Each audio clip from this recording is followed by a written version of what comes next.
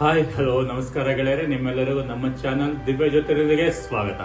ನೀವು ನಮ್ಮ channel subscribe ಮಾಡ್ಕೊಂಡಿಲ್ಲ ಅಂತಂದ್ರೆ ಅಥವಾ ಇದೇ ಮೊದಲ ಬಾರಿ ನಮ್ಮ ವಿಡಿಯೋನ ನೋಡ್ತಾ ಇರುವಂತದ್ದಾದ್ರೆ ಈ ಕೂಡಲೇ ಕೆಳಗೆ ಕಾಣ್ತಾ ಇರುವಂತಹ ಸಬ್ಸ್ಕ್ರೈಬ್ ಬಟನ್ ಕ್ಲಿಕ್ ಮಾಡಿ, ನಂತರ ಬೆಲ್ ಐಕಾನ್ ಕ್ಲಿಕ್ ಮಾಡಿ. ಅದ್ರ ಮೂಲಕ ನಾವು ಅಪ್ಲೋಡ್ ಮಾಡೋ ಎಲ್ಲ ಹೊಸ ವಿಡಿಯೋಗಳು ನಿಮಗೆ ಅತಿ ಶೀಘ್ರದಲ್ಲಿ ಕಂಡು ಬರುತ್ತೆ.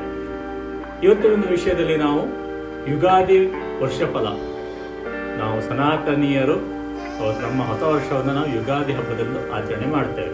ಅದ್ರ ಬಗ್ಗೆ ವಿಷಯವನ್ನು ನಾವು ತಿಳ್ಕೊಳ್ತಾ ಇದ್ದೇವೆ. ಮತ್ತೊಮ್ಮೆ ನಿಮ್ಮೆಲ್ಲರಿಗೂ ಪಂಡಿತ್ ಸುದರ್ಶನ್ ಭಟ್ ಮಾಡ್ತಾ ಇರುವಂತಹ ನಮಸ್ಕಾರಗಳು. ಈಗಾಗಲೇ ನಾನು ವಿಷಯ ಹೇಳಿದೆ, ಹೊಸ ವರ್ಷ, ಸನಾತನೀಯರ ಹೊಸ ವರ್ಷ ಅಥವಾ ಹಿಂದೂ ಹೊಸ ವರ್ಷ.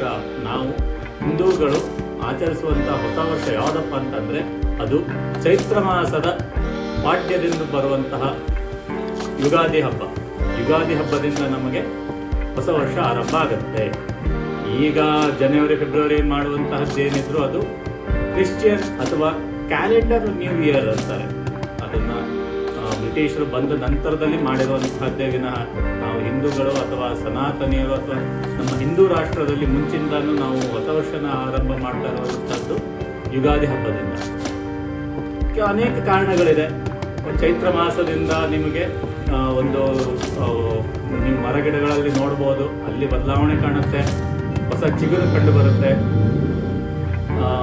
ಅಂದ್ರೆ ವಾತಾವರಣದಲ್ಲಿ ಒಂದು ಬದಲಾವಣೆ ಕಾಣುವಂತಹದ್ದು ಹೊಸ ವರ್ಷ ಅನ್ನುವಂಥದ್ದು.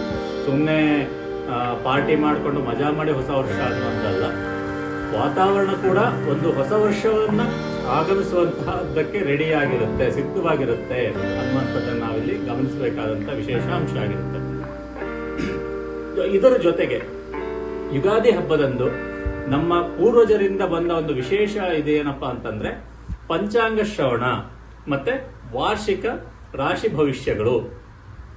ವಾರ್ಷಿಕವಾಗಿ ಒಂದು ರಾಶಿಯಲ್ಲಿ ಏನೆಲ್ಲ ಆಗತ್ತೆ ಅನ್ನುವಂತಹದ್ದನ್ನ ನೋಡ್ಕೊಂಡು ಬರ್ತಾರೆ.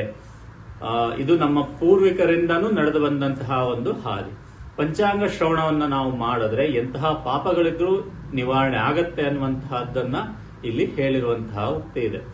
ಹಾಗಾಗಿ ಯುಗಾದಿ ಹಬ್ಬದಂದು ಪಂಚಾಂಗ ಪೂಜೆಯನ್ನ ಮಾಡಿ, ಪಂಚಾಂಗ ಶ್ರವಣವನ್ನ ಮಾಡಿ, ಯುಗಾದಿ ಪುರುಷ ಯಾವ ರೀತಿ ಹೋಗಿದ್ದಾನೆ, ಏನೆಲ್ಲ ವಸ್ತುಗಳ ಬೆಲೆ ಏರಿಕೆ ಇರಬಹುದು ಅಥವಾ ಯಾವ್ದಾದ್ರು ತೊಂದರೆಗಳು ಬರುವಂತಹದ್ದಿದ್ರೆ ಅದನ್ನ ಎಲ್ಲದನ್ನು ಕೂಡ ತಿಳಿಸುವಂತಹದ್ದೇ ಪಂಚಾಂಗ ಶ್ರವಣ. ಇದನ್ನೆಲ್ಲ ನಾವು ಮುಂದಿನ ವಿಡಿಯೋಗಳಲ್ಲಿ ನೋಡುವಂತಹದ್ದನ್ನ ನೋಡ್ತಾ ಹೋಗೋಣ.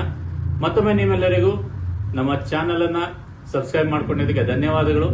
ಇನ್ನು ಬೇರೆ ಬೇರೆ ವಿಷಯಗಳನ್ನ ತಿಳ್ಕೊಳ್ಳಿಕ್ಕೆ ನಿಮಗೆ ಇಷ್ಟ ಇದ್ರೆ ಅಥವಾ ನಿಮ್ಮ ಕುಟುಂಬಸ್ಥರು ಎಲ್ಲರೂ ನಿಮ್ಮ ಅನೇಕ ದೋಷ ಪರಿಹಾರಗಳಿರ್ಬೋದು ಎಲ್ಲವನ್ನ ನೋಡ್ಲಿಕ್ಕೆ ಬಯಸ್ತಾ ಇದ್ರೆ ಅಥವಾ ಅವರು ಒಳ್ಳೆದ ನೀವು ಬಯಸ್ತಾ ಇದ್ರೆ ನಮ್ಮ ಚಾನೆಲ್ ಅನ್ನ ಅವ್ರ ಜೊತೆ ಶೇರ್ ಮಾಡಿ ಸಬ್ಸ್ಕ್ರೈಬ್ ಮಾಡ್ಕೊಳ್ಳಿಕ್ಕೆ ಹೇಳಿ ಅಂತ ಹೇಳ್ತಾ ಮತ್ತೊಮ್ಮೆ ನಿಮ್ಮೆಲ್ಲರಿಗೂ ಪಂಡಿತ್ ಸುದರ್ಶನ್ ಮಾಡ್ತಾ ಇರುವಂತಹ ನಮಸ್ಕಾರಗಳು, ಧನ್ಯವಾದಗಳು.